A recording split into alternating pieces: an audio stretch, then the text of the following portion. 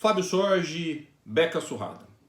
Hoje eu vou comentar a decisão do ministro Dias Toffoli, que concedeu uma liminar na medida cautelar de arguição de descumprimento de preceito fundamental proposta pelo Partido Democrata Trabalhista em relação à inconstitucionalidade da tese da legítima defesa da honra, pedindo então reconhecimento da inconstitucionalidade dessa tese, a vedação do uso e a flexibilização do princípio da soberania dos vereditos se essa tese fosse reconhecida.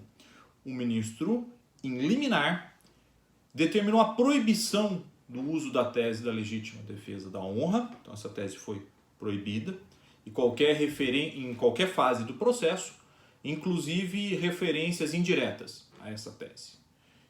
Essa decisão será submetida ao Pleno do Supremo Tribunal Federal para verificar se ela será homologada ou se ela será afastada. Muitas pessoas me pediram para comentar sobre esse assunto. E o vídeo vai ficar um pouco longo porque nós temos diversas explicações aqui que precisam ser feitas. E eu vou tentar da melhor forma explicar isso. Em primeiro lugar, me parece necessário explicar como é que surgiu esse conceito da legítima defesa da honra. E para isso nós vamos precisar voltar no tempo. Nós precisamos voltar lá no Código, na promulgação do Código Penal de 1940, na sua redação original. E vamos ter que retroceder um pouquinho mais ao então Código Penal da República de 1890. Porque toda essa situação começou por causa da revogação de uma previsão do Código Penal da República. O Código Penal da República previa no seu artigo 27, dizia o seguinte, que não são criminosos. E dizia no parágrafo 4º, os que se acharem em estado de completa privação de sentidos e de inteligência no ato de cometer o crime. Vou repetir. Os que se acharem em estado de completa privação de sentidos e inteligência no ato de cometer o crime.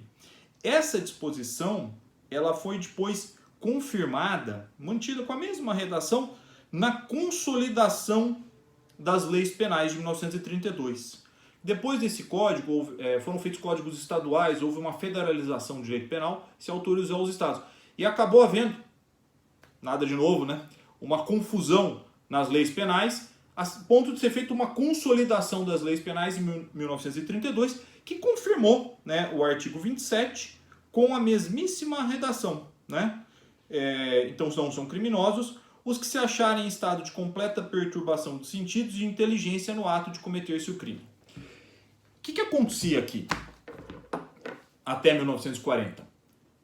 Essa redação, os que se acharem em ato de completa perturbação de sentidos e inteligência no ato de cometimento de crime, ela tinha uma função muito parecida com a que tem o homicídio privilegiado hoje. Então se dizia, olha, o sujeito, e aqui no âmbito específico do crime contra a mulher, o sujeito matou a mulher porque ela estava traindo, então ele estava em completa privação dos sentidos da inteligência e era absolvido. Né? E era absolvido. Então, isso lá no começo, história do início do nosso período republicano, isso era muito utilizado. E aí, na elaboração da parte geral do Código Penal,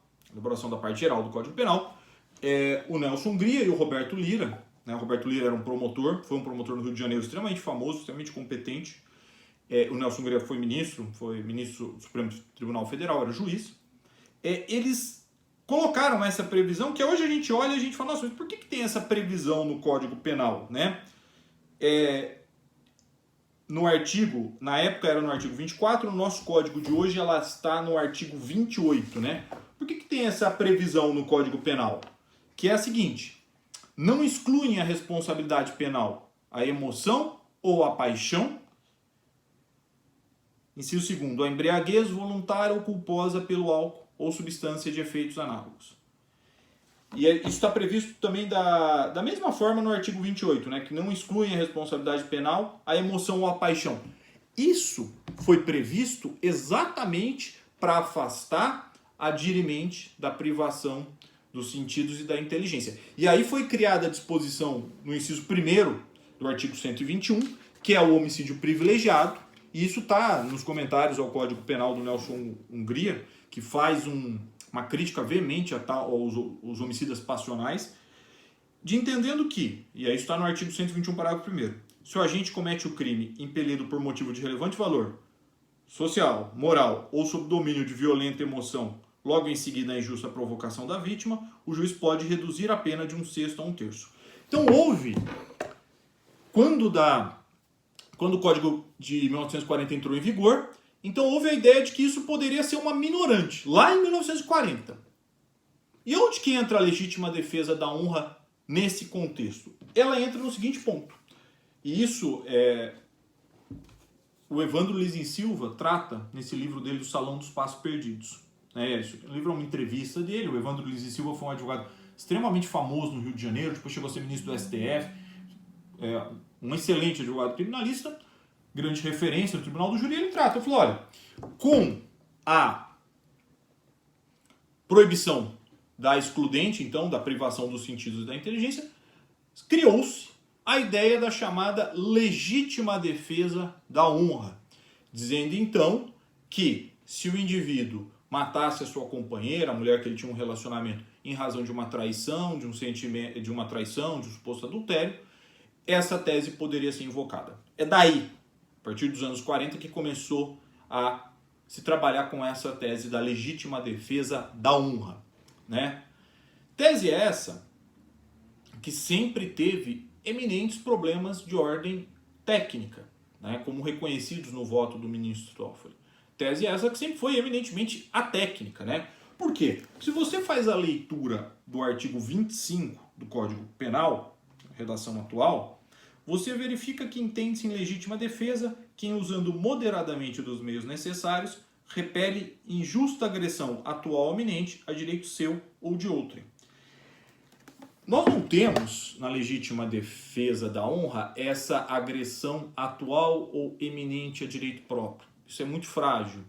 E nós não podemos... Veja, aqui o sacrifício que a legítima defesa pode autorizar, porque eu estou em... A legítima defesa, para a gente entender ela com muita clareza, a legítima defesa ela é uma concessão temporária de poder do Estado para o cidadão, porque não pode se socorrer do Estado. Basicamente é isso, né? Então, se alguém está tentando me matar, o sujeito vem com uma faca tentando me matar, e eu pego uma outra faca e golpeio ele, eu não posso esperar o socorro do Estado para poder agir. Se eu morro. Isso não acontece na legítima defesa da honra.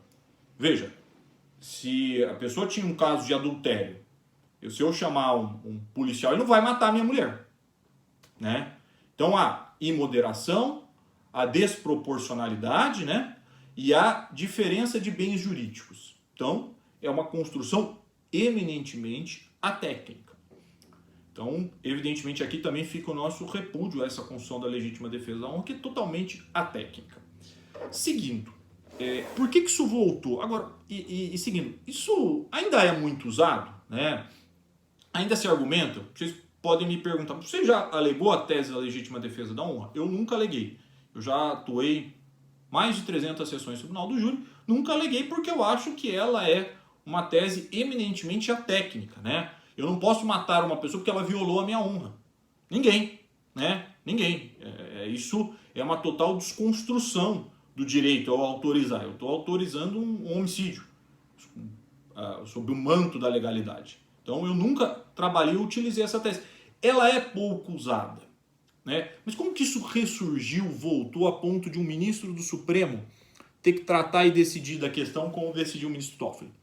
Houve uma engenharia aqui muito inteligente de algumas pessoas que trabalham na acusação, alguns membros do Ministério Público, com o quesito do jurado absolve o acusado. A coisa toda voltou aí. Recentemente, no ano passado, na verdade, um réu foi absolvido, e seria com o uso da tese da legítima defesa da honra, no estado de Minas Gerais é o caso, e houve recurso do Ministério Público, o tribunal local reformou, mandou julgar de novo. Acontece que a defesa recorreu primeiro para o STJ e depois para o STF. E o STF disse que não, olha, o quesito do jurado absolve o acusado não pode ser revisto, porque o jurado pode absolver o acusado por qualquer razão, seja política, sociológica, razões extrajurídicas. E aí o que aconteceu? Começou a se criar um discurso por muitos, e eu vi vários artigos do Ministério Público, começaram a tentar colocar a seguinte questão: tá vendo? Vocês autorizam a decisão do júri a prevalecer e serve para ficar absolvendo o feminicida com base em legítima defesa da honra. Começou-se a martelar esse discurso. Então todo mundo falou, peraí, o júri está absolvendo todo mundo com base em legítima defesa da honra, precisamos mexer nisso. Isso é um grande espantalho jurídico, e quem fez a tese, quem criou isso foi muito inteligente, porque se criou um cavalo de batalha para abrir e dinamitar esse quesito do jurado absolve o acusado. Quem pensou nisso foi muito inteligente. Então começou a se vender, né? Você pode olhar recorrentemente, tem vários escritos, vi alguns no Conjur, de uma procuradora de justiça famosa, não, porque isso está servindo para isso, para absolver. Quando, na verdade, a tese de legítima defesa da honra é uma tese que praticamente foi para o ostracismo, ela quase não é utilizada mais.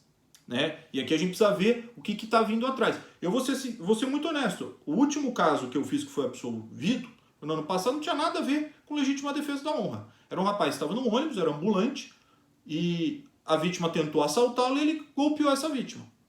E os jurados absolveram, entenderam, eu entendo também, na minha percepção corretamente, que esse moço estava em legítima defesa. É isso que normalmente se alega. E aqui você tem então o quê? Uma utilização desses casos de feminicídio, dessa tese que é muito inócua, para tentar dinamitar o quê? A soberania dos vereditos nessa questão do jurado absolve o acusado. É para isso.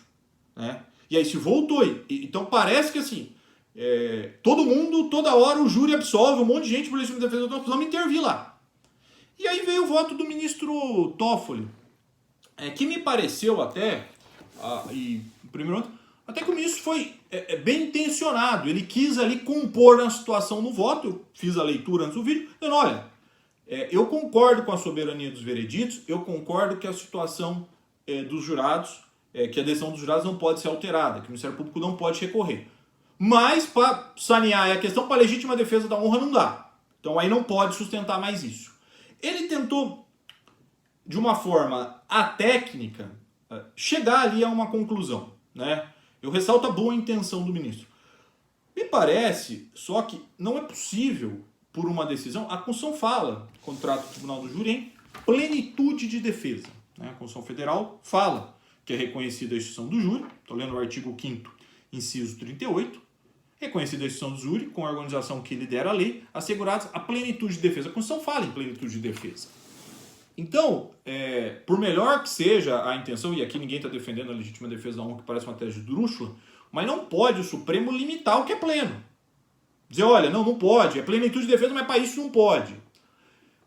Eu entendo que a intenção é boa, e eu entendo que várias pessoas têm a melhor das intenções ao tratar isso, mas tecnicamente é muito ruim, porque hoje nós começamos dizendo, olha, não pode a legítima defesa da honra, que é uma tese bizonha. Amanhã, para onde vai isso? Nós abrimos uma porta muito perigosa, um precedente perigoso para outras intervenções. Né? E a minha maior preocupação é essa. Eu entendo então a boa intenção, acho que se tentou ali construir uma solução intermediária, mas a técnica, você não pode. Como que acaba essa questão da legítima defesa? Que é uma tese que já está indo para o seu ostracismo e daqui a pouco vai virar um fóssil jurídico. Como é que você acaba com isso? Com uma evolução da sociedade. Né? Quando a sociedade não for reconhecendo isso, não for chancelando isso vai parar de ser alegado. É uma mudança cultural. Né? Uma mudança muito mais cultural do que eminentemente técnica. Então, espero ter explicado esse tema, né, que várias pessoas me perguntaram, me pedindo para tratar. Me perdoem se o vídeo ficou muito longo, é um tema complexo, mas eu achei importante trazer essa reconstrução histórica e mostrar por que essa discussão voltou agora. Né? Ela é uma estratégia para derrubar a questão do quesito absolutório. Né? Ela veio como um cavalo de batalha, muito bem estruturado por quem pensou, mas que não condiz com a realidade dos julgamentos do Tribunal do Júri. Legítima defesa da honra é uma tese em vias de extinção. Né? E tomara que acabe, que não seja mais empregado, que a sociedade entenda que não é dessa forma que qualquer conflito entre casal deve ser resolvido, nunca deve ser resolvido com violência. Espero ter ajudado a todos nesse tema e aguardo revê-los em outros vídeos aqui do portal. Muito obrigado.